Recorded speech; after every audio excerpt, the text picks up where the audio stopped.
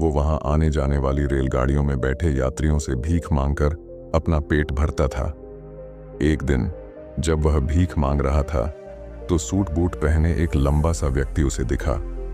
उसने सोचा कि यह व्यक्ति बहुत अमीर लगता है, इससे भीख मांगने पर यह मुझे जरूर अच्छे पैसे देगा। वह उस लंबे व्यक्ति से भीख मांगने लगा। भिखारी को देखकर उस लंबे व्यक्ति ने कहा, तुम हमेशा मांगते ही रहते हो, क्या कभी किसी को कुछ देते भी हो?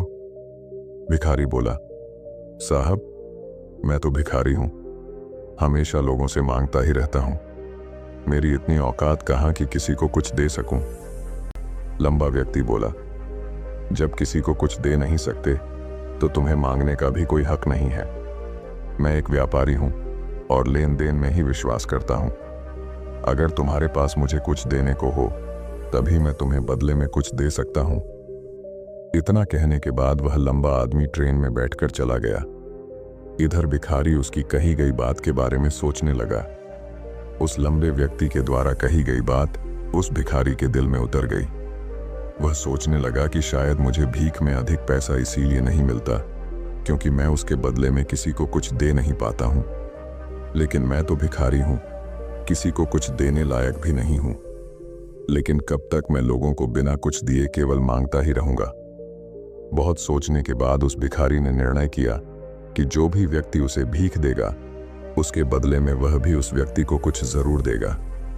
लेकिन अब उसके दिमाग में यह प्रश्न चल रहा था कि वह खुद भिखारी है तो भीख के बदले में वह दूसरों को क्या दे सकता है। इस बात को सोचते हुए 2 दिन हो गए, लेकिन उसे अपने प्रश्न का कोई उत्तर नहीं मिला था। तीसरे दिन जब वह स्टेशन के पास बैठा हुआ था तभी उसकी नजर कुछ फूलों पर पड़ी जो स्टेशन के आसपास के पौधों पर खिल रहे थे। उसने सोचा, क्यों ना मैं लोगों को भीख के बदले कुछ फूल दे दिया करूं। उसको अपना यह विचार अच्छा लगा और उसने वहां से कुछ फूल तोड़ लिए। अब वह ट्रेन में भीख मांगने पहुंचा। अब जब भी कोई उसे भीख देता तो उसके बदले में वह भीख देने वाले को कुछ फूल दे देता। उन फूलों को लोग खुश होकर अपने पास रख लेते थे। अब भिखारी रोज फूल तोड़ता और भीख के बदले में उन फूलों को लोगों में बांट देता था। कुछ ही दिनों में उसने महसूस किया कि अब उसे बहुत अधिक लोग भीख देने लगे हैं। वह स्टेशन के पास के सभी फूलों को तोड़ लाता था। जब तक उसके पास फूल रहते थे तब तक उसे बहुत से लोग भीख देते थे, लेकिन जब फूल बांटते बांटते खत्म हो जाते तो उसे भीख भी नहीं मिलती थी। अब रोज ऐसा ही चलता रहा। एक दिन जब वह भीख मांग रहा था तो उसने देखा कि वही लंबा व्यक्ति ट्रेन में बैठा है जिसकी वजह से उसे भीख के बदले फूल देने की प्रेरणा मिली थी। वह तुरंत उस व्यक्ति के पास पहुंच गया और भीख मांगते हुए बोला, आज मेरे पास आपको देने के लिए कुछ फूल हैं, आप मुझे भीख दीजिए तो बदले में मैं आपको कुछ फूल दूंगा। उस लंबे व्यक्ति ने उसे भीख के रूप में कुछ पैसे दे दिए और भिखारी ने कुछ फूल उसे दे दिए। उस लंबे व्यक्ति को यह बात बहुत पसंद आई। वह बोला, वाह क्या बात है, आज तुम भी मेरी तरह एक व्यापारी बन गए हो। इतना कहकर फूल लेकर वह लंबा व्यक्ति अपने स्टेशन पर उतर गया। लेकिन उस लंबे व्यक्ति द्वारा कही गई बात एक बार फिर से उस भिखारी के दिल में उतर गई। वह बार बार उस लंबे व्यक्ति के द्वारा कही गई बात के बारे में सोचने लगा और बहुत खुश होने लगा। उसकी आंखें अब चमकने लगीं। उसे लगने लगा कि अब उसके हाथ सफलता की वह चाबी लग गई है जिसके द्वारा वह अपने जीवन को बदल सकता है। वह तुरंत ट्रेन से नीचे उतरा और उत्साहित होकर बहुत तेज आवाज में ऊपर आसमान की तरफ देखकर बोला, मैं भिखारी नहीं हूं, मैं तो एक व्यापारी हूं, मैं भी अमीर बन सकता हूं। लोगों ने उसे देखा तो सोचा कि शायद यह भिखारी पागल हो गया है और अगले दिन से वह भिखारी उस स्टेशन पर फिर कभी नहीं दिखा। लेकिन 6 महीने बाद इसी स्टेशन पर 2 व्यक्ति सूट बूट पहने हुए यात्रा कर रहे थे। दोनों ने एक दूसरे को देखा तो उनमें से एक ने दूसरे से हाथ मिलाया और कहा, क्या आपने मुझे पहचाना? दूसरा व्यक्ति बोला, नहीं, क्योंकि मेरे हिसाब से हम लोग पहली बार मिल रहे हैं। पहला व्यक्ति बोला, नहीं, आप याद कीजिए, हम पहली बार नहीं बल्कि तीसरी बार मिल रहे हैं। दूसरा व्यक्ति बोला, मुझे याद नहीं, वैसे हम पहले 2 बार कब मिले थे? अब पहला व्यक्ति मुस्कुराया और बोला, हम पहले भी 2 बार इसी ट्रेन में मिले थे। मैं वही भिखारी हूँ जिसको आपने पहली मुलाकात में बताया कि मुझे जीवन में क्या करना चाहिए, और दूसरी मुलाकात में बताया कि मैं वास्तव में कौन हूँ। दूसरा व्यक्ति मुस्कुराया और अचंभित होते हुए बोला, ओ, याद आया, तुम वही भिखारी हो जिसे मैंने एक बार भीख देने से मना कर दिया था और दूसरी बार मैंने तुमसे कुछ फूल खरीदे थे।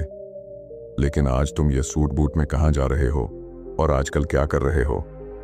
तब पहला व्यक्ति बोला, हाँ, मैं वही भिखारी हूँ, लेकिन आज मैं फूलों का एक बहुत बड़ा व्यापारी हूँ और इसी व्यापार के काम से ही दूसरे शहर जा रहा हूँ। कुछ देर रुकने के बाद वह फिर बोला, आपने मुझे पहली मुलाकात में प्रकृति का वह नियम बताया था जिसके अनुसार हमें तभी कुछ मिलता है जब हम कुछ देते हैं। लेन देन का यह नियम वास्तव में काम करता है। मैंने यह बहुत अच्छी तरह महसूस किया है, लेकिन मैं खुद को हमेशा भिखारी ही समझता रहा। इससे ऊपर उठकर मैंने कभी सोचा ही नहीं। और जब आपसे मेरी दूसरी मुलाकात हुई तब आपने मुझे बताया कि मैं एक व्यापारी बन चुका हूँ। अब मैं समझ चुका था कि मैं वास्तव में एक भिखारी नहीं बल्कि व्यापारी बन चुका हूँ। मैंने समझ लिया था कि लोग मुझे इतनी भीख क्यों दे रहे हैं, क्योंकि वह मुझे भीख नहीं दे रहे थे बल्कि उन फूलों का मूल्य चुका रहे थे। सभी लोग मेरे फूल खरीद रहे थे क्योंकि इससे सस्ते फूल उन्हें कहाँ मिलते।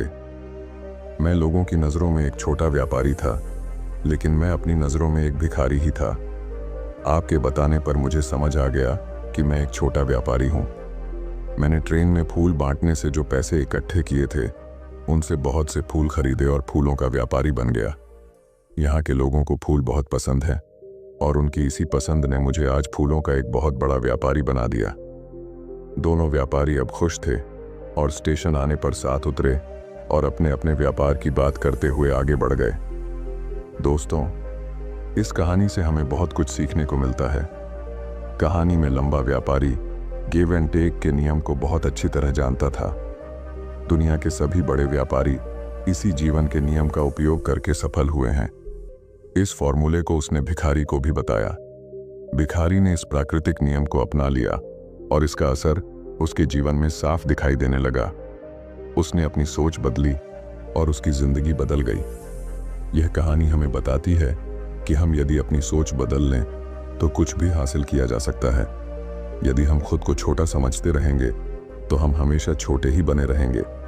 बड़ा बनने के लिए हमें अपनी सोच को बदलना होगा और खुद के बारे में बड़ा सोचना होगा। कहानी का सार यह है कि सफलता आपकी सोच में छुपी होती है। खुद का आत्मसम्मान जगाइए, अपनी सोच को बड़ा बनाइए और देखिए कैसे आप सफलता के शिखर पर पहुंच जाते हैं।